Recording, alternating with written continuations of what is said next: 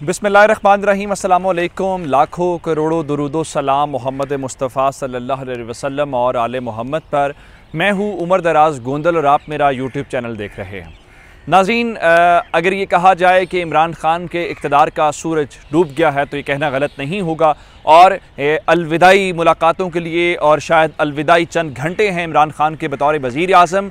और इस वक्त जो सबसे इम्पॉर्टेंट डेवलपमेंट हमारे पास आई है, चूँकि आज उनका कौम से ख़िताब है और कौम से ख़िताब से पहले चूँकि मैंने आपको बताया था कि उसके अंदर बड़े अहम ऐलान होने हैं, बड़े फ़ैसले होने हैं, तो इसलिए उस ख़िताब से पहले मुल्क की जो मिलिट्री लीडरशिप है उन्होंने फ़ौरी तौर पे वज़ीर आज़म से मुलाकात का फ़ैसला किया और DGISI और आर्मी चीफ़ वज़ीर आज़म हाउस पहुँच गए हैं। गालिब इम्कान ये है कि पहले मिलिट्री लीडरशिप ने आपस में मुशावरत की होगी, उसके बाद वो इमरान ख़ान से मिलने गए होंगे, क्योंकि इस वक्त जो सूरत हाल चल रही है वो आपके सामने है, पहली बात। दूसरे नंबर के ऊपर चल के इमरान ख़ान ने काबीना मीटिंग के अंदर वो जो ख़त है उसको शेयर कर दिया है, लेकिन काबीना ने सिर्फ बात यहीं तक रखने तक बात नहीं की, बल्कि उन्होंने थोड़ा सा खुल के खेलने का, चूँकि मैंने आपको बताया था कि फवाद चौधरी कह चुके हैं कि दोस्त भी देखेंगे और दुश्मन भी देखेंगे, मैदान लगेगा, तो उन्होंने इस सिलसिले में अब इस मामले को थोड़ा सा और आगे ले जाने का फ़ैसला किया है। वो क्या बात है आपके सामने रखूँगा। और फिर MKM ने बिल आखिर प्रेस कॉन्फ्रेंस कर दी है और हैरानकुन तौर पे वो फ़रूक नसीम जो इमरान ख़ान के लीगल माइंड थे, जिनके ऊपर सबसे ज़्यादा रिलाय किया गया, जस्टिस काजी फ़ाइज़ ईसा वाला मामला, उसके अलावा पिछला रेफरेंस, बहुत सारी चीज़ें उनकी बुनियाद के ऊपर आज वही खालिद मकबूल सिद्दीकी का यूँ हाथ पकड़ के उनको लेके जा रहे थे। और मरियम साहिबा आज कह रही थी कि सियासतदानों को इमरान ख़ान से इबरत हासिल करनी चाहिए। ये बात दुरुस्त है, इबरत हासिल करनी चाहिए, लेकिन आज भी मुल्क के सियासतदान इमरान ख़ान से इबरत हासिल नहीं कर रहे, बाशमूल मरियम नवाज़ और नून लीग। वो कैसे आपको बताऊँगे। और फिर सबसे इंपॉर्टेंट बात यह है कि इमरान ख़ान चूँकि चंद लम्हों में आज अगर आज नहीं भी होते, चलें एक दो दिन और लगा लेंगे, लेकिन जो DGISI आर्मी चीफ पहुँचे हैं इसके बाद शायद इम्कान नहीं है वो ज़्यादा देर प्राइम मिनिस्टर रहें। शहबाज शरीफ के साथ वज़ीर आज़म के सिक्योरिटी का प्रोटोकॉल लगना शुरू हो गया जी। ये क्या मामला है और फिर आखिर में मैं आपको बताऊँगा। जब इत्तेहादी भी चले गए, बाकी भी चले गए, तो पीछे रह गए थे जहांगीर खान तरीन और अलीम खान, उन्होंने भी अपना बदला ले लिया है और जहांगीर खान तरीन ने अपोजिशन के साथ हाथ मिलाने का फ़ैसला किया। क्या उनकी इमरान नवाज़ शरीफ के साथ कोई मुलाकात हुई है, कोई रब्ता हुआ है, इस बारे में डिटेल्स आपके सामने रखेंगे। लेकिन अगर आपने अभी तक चैनल सब्सक्राइब नहीं किया और आप चाहते हैं कि आपको मुस्तनद और बरवक्त खबरें मिलती रहें, तो हमारा चैनल सब्सक्राइब कर लीजिए, बेल आइकन के ऊपर क्लिक कर लीजिए, ताकि हमारी आइंदा आने वाली वीडियोज़ बर वक्त आप तक पहुँच रहे।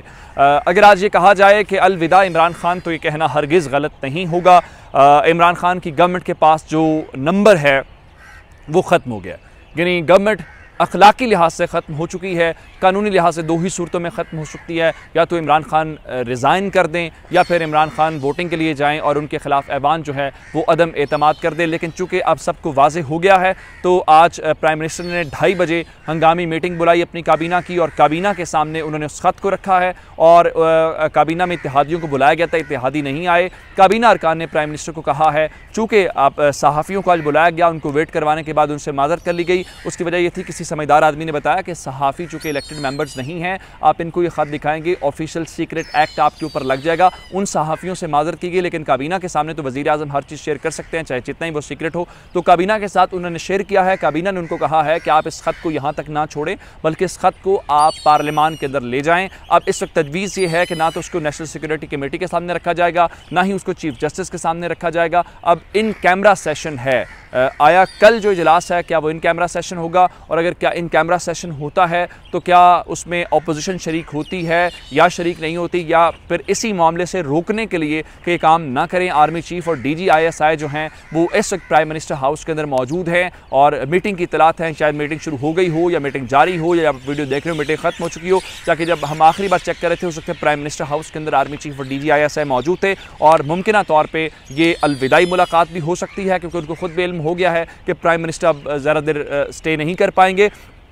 दूसरे नंबर के ऊपर चल के एक और वजह भी हो सकती है कि अब सोल्यूशन उसका निकाला जाए, कि प्राइम मिनिस्टर से कहा जाए कि चूँकि पॉलिटिकल क्राइसिस बहुत बढ़ गया है और आपके पास नंबर पूरा नहीं है, आपके लोगों ने आपको डिसऑन कर दिया है, इसलिए आप फौरी तौर पे अपने ओहदे से इस्तीफ़ा दे दें। उसकी वजूहत ये हैं कि आज चीमा साहब को लेके, कुछ और लोगों को लेके ये खबरें आ रही हैं कि गवर्नमेंट के वज़रा जो हैं उनमें से कुछ लोगों ने अपोजिशन के साथ हाथ मिला लिया है, क्योंकि फ़िलहाल अब सबको अंदाज़ा हो गया कि इमरान खान की गवर्नमेंट चली गई है, जा नहीं रही, चली गई है, इसलिए हर कोई अपनी नशिस्तें, अपना मुस्तकबिल, अपनी सीटें जो है वो पक्की कर रहा है। तो ये मुमकिन है कि अगर ये वो लोग कह रहे हैं गवर्नमेंट के अपोजिशन के गवर्नमेंट के लोग वज़रा हमारे साथ मिल गए तो इसमें कोई अनहोनी बात नहीं है। लेकिन दूसरी जानिब बात जो अहम प्रेस कॉन्फ्रेंस थी वो एमक्यूएम वाली थी, जिसके अंदर एमक्यूएम ने कहा जी हमने ज़ाती मफादात के लिए ये सारा कुछ नहीं किया, बल्कि हमने ये मुल्क के लिए, मुल्क की सियासत के लिए किया है। बहुत सारे लोग कह रहे हैं कि एमक्यूएम ने सीटें तो ले ली, एमक्यूएम ने गवर्नमेंट भी ले ली, यानी आपने एक गवर्नमेंट से छलांग मारी, दूसरी गवर्नमेंट के पास चले गए,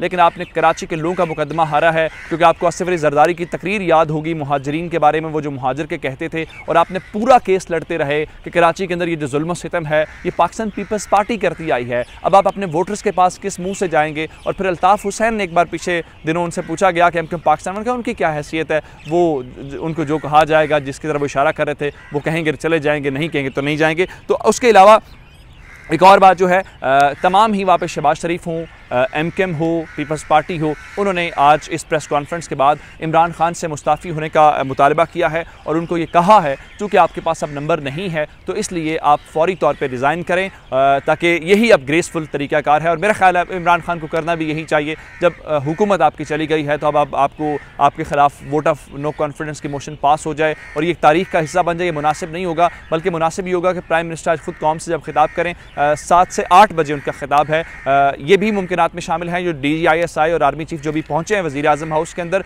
चूँकि वज़ीर आज़म खिताब के अंदर कोई ऐसी बात ना करें या खिताब को लेकर कोई ऐसी चीज़ें सामने ना आ जाएँ, इसलिए शायद मिलिट्री लीडरशिप गई होगी प्राइम मिनिस्टर को समझाने के लिए। तो प्राइम मिनिस्टर को आज जो 7 से 8 खिताब करना है उसके अंदर अगर वो अपनी कौम को इतमाद मिलें कि देखें मेरे पास ये चीज़ें थी, मैं पैसा चला सकता था, जैसे शेख रशीद कह रहे थे कोई 2-3 ट्रक पैसों के मुझे भी इमरान खान देते तो मैं सूरत हाल को बदल देता। तो ये मुमकिन है कि प्राइम मिनिस्टर आज उस हवाले से वहाँ पर रिज़ाइन करके आगे बढ़ जाएँ। अब एक और बात जो है कि चूँकि बिलावल ने आज की प्रेस कॉन्फ्रेंस में भी बात की थी कि हमारे मुत्तहिदा अपोजिशन के जो प्राइम मिनिस्टर के कैंडिडेट हैं वो शहबाज शरीफ हैं। जरदारी साहब उनको कह चुके हैं, मरियम साहब उनको कह चुकी हैं। तो अब शहबाज शरीफ अगर वज़ीर आज़म के कैंडिडेट हैं तो इसका मतलब ये है कि उनकी प्राइम मिनिस्टर की सिक्योरिटी भी होनी चाहिए। आखिरी इत्तलात जो हमने चेक की हैं कि जो सिक्योरिटी का प्रोटोकॉल है जो आमतौर पर वज़ीर आज़म के लिए या वज़ीर आज़म जिसको नॉमिनेट कर दिया जाए या फिर वज़ीर आज़म को मुंतखब हो जाए ओथ उठाने से पहले तो शहबाज शरीफ को वो प्रोटोकॉल मिलना शुरू हो गया है। इसका मतलब ये है कि रियासत के अंदर मौजूद इदारों और सबको ये अंदाज़ा हो गया है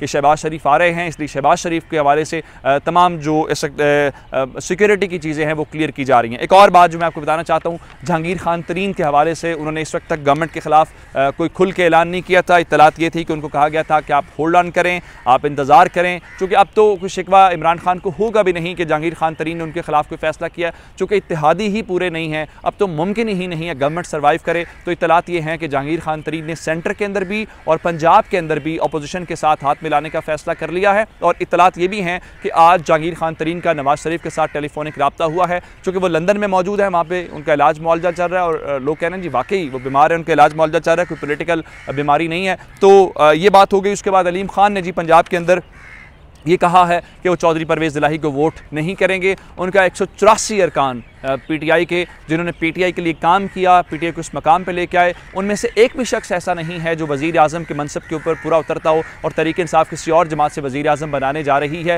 एक और ख़बर मैं आपको जाते जाते बता देता हूँ कि सबसे ज़्यादा हाथ चौधरी परवेज़ इलाही के साथ हुआ है। अपोजिशन वाली ऑफ़र भी निकल गई, फिर गवर्नमेंट वाली बात आ गई। और उसके अलावा मैं आपको ये बताऊँ तो ख़बरें ये थी चूँकि इस्तीफ़ा बुज़दार साहब से ले तो लिया गया था लेकिन मंजूर नहीं हुआ था। उसकी खबर ये है कि अब से थोड़ी देर पहले गवर्नर हाउस से ये खबर आई है कि बुज़दार साहब का इस्तीफ़ा मंजूर नहीं किया गया।